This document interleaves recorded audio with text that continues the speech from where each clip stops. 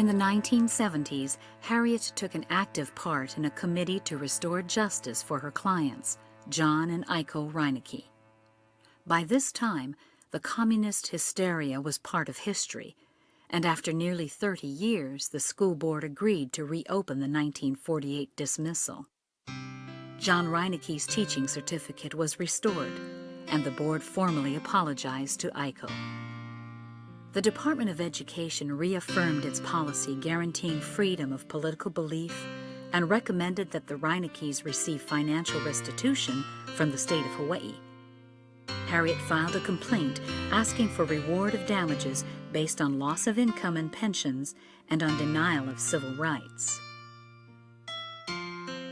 Harriet did a magnificent job for the Reineckes in arguing for that particular bill, and Harriet did not take a single penny from that particular settlement on behalf of the Reineckes.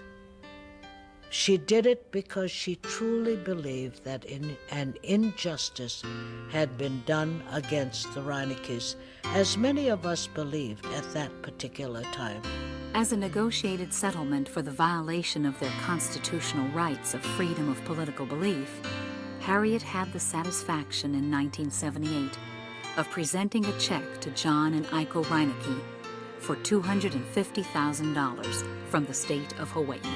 It wasn't just a question of getting money by any means. It was a question of vindicating these people because of the integrity that they had and because of the fact that they were just a couple of the finest people that any of us ever met. The word was that Maya Simons and Harriet Bouslog didn't get along together.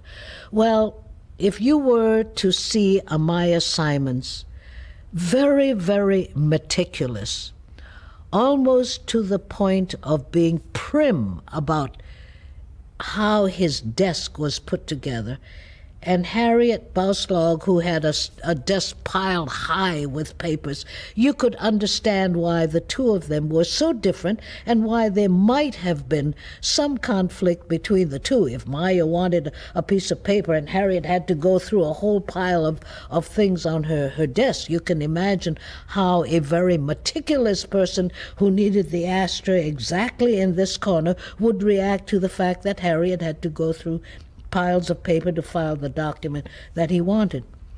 But Simons told me when I spoke to him about his relationship with Harriet, he said, "Do you know, that woman is brilliant. She thinks of all of the constitutional issues that never really struck me." And he said, "You know, I am basically a product of bankruptcy law. I don't have nearly the same view of constitutional law that Harriet had." And he said, "I am perfectly willing to handle all of the traffic cases. I am perfectly willing to keep prostitutes out of jail so that Harriet can make a contribution to constitutional law, and so that some of the very bad legislation that have been on the books for 100 or more years and which were enacted during the days of the monarchy with white advice can be wiped off the books." From that point of view, there was no doubt that Maya Simons was completely cognizant of the contributions that Harriet Bouslog made to advancing the civil liberties of all of us here in the state of Hawaii. Maya was no slouch himself. I remember the time that the Miranda decision came down, and I talked to him and I said, "Si, what do you think about the Miranda decision?"